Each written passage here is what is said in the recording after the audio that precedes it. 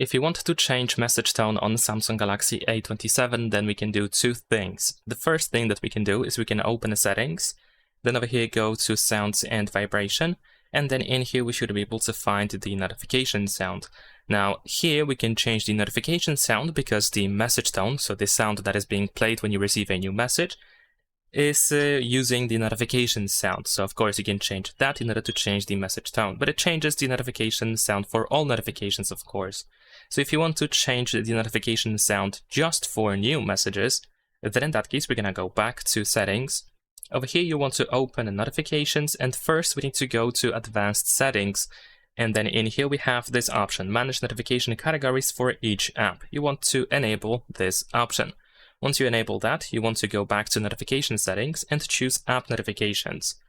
And then in here on this list, we want to go to the messages app. You want to tap on it. And then here we have notification categories. We want to go here.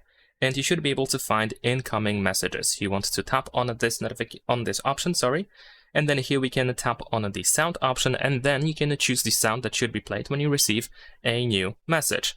So we can have a different sound for new messages and a different sound for the rest of notifications on our phone. And that is pretty much it. Leave a like and subscribe.